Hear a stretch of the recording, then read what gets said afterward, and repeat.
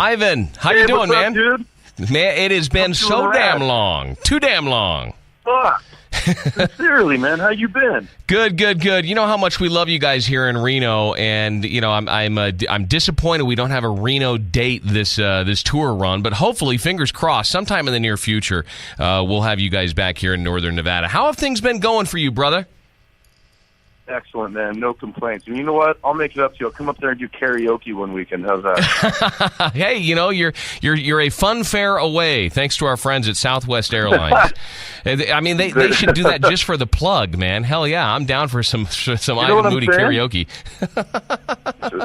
I'll sing all of our stuff. That would be awesome.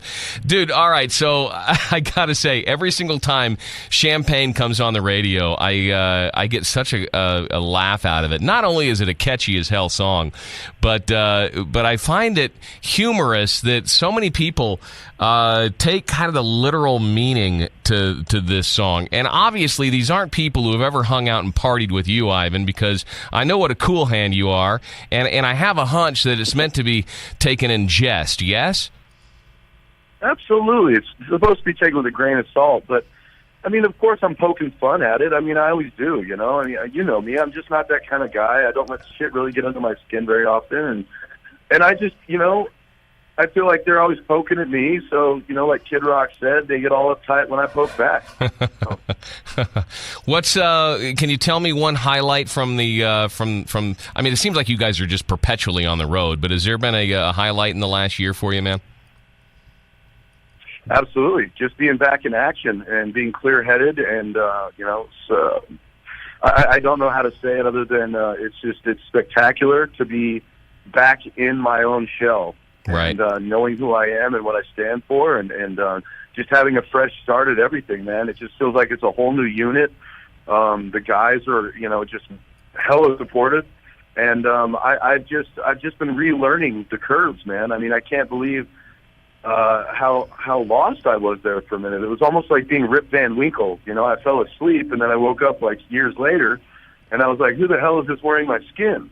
Yeah, I've tried to tell my kids that I'm the father of 4 and a grandfather to 5, and occasionally I've taken my kids, you know, on the backstage tour at rock shows and told my kids how, look, this is the music business. It's about business. There's a lot of busy. You might hear about the wild partying and stuff like that, but it's also very, very lonely to be a rock star. You know, you make 15 best friend handshakes, you know, every night, and then these are people that you don't see again, and there's all this downtime.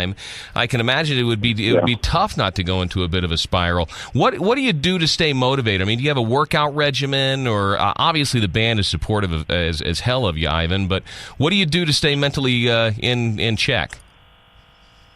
You know, I'm sure you've seen, I just started my own Instagram page finally. Yeah. You know, I've been really trying to get out there and give back and just be involved with society in general, you know, instead of being so recluse and so stuck in my own little bubble, which is really what it comes down to. And I'm glad you told your kids that, because it is. It's like I get to be this monster, you know, and everybody expects me to be that every day. And it's not that way. You know, when I wrote a lot of these songs, I was in weird places, of course, and in different, you know, elements of my own life. So I'm not that person 24 hours a day. And that 1.5 hour of my life every afternoon, I get to get up there and unleash the fury, so to speak. But at the end of the day, I put that back in a cage, and that's what the hardest part for me was morphing and understanding that it's a part of life, but it doesn't have to be all-consuming.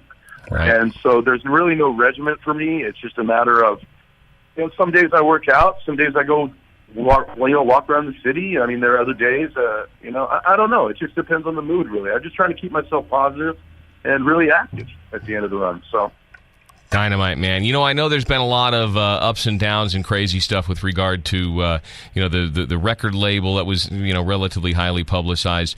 I like to ask musicians when they call the show to maybe give a tip of the hat for some of the other artists that are under the radar that could use a little prop up. So what do you listen to get inspiration, or what just are you being turned on right now music-wise in the bus or just in your own personal time?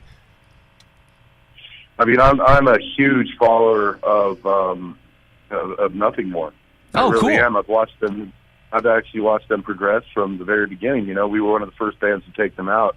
And, you know, they were up for a Grammy, and it's just really, it's amazing for me to see them grow. And they come to me every night, and they're talking to me about, you know, the ins and outs. And I just tell them the same thing I tell everybody. You know, you can't be, you know, anyone else. You just have to figure out what works for you.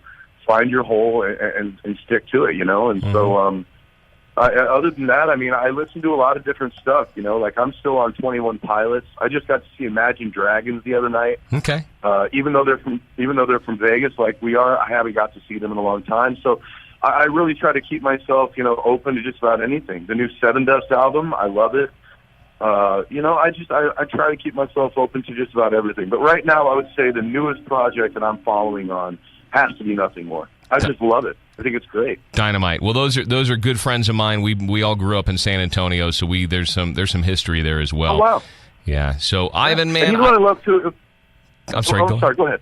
I was just going to say, I don't want to keep you forever, man. I know you got a ton of stuff on your plate.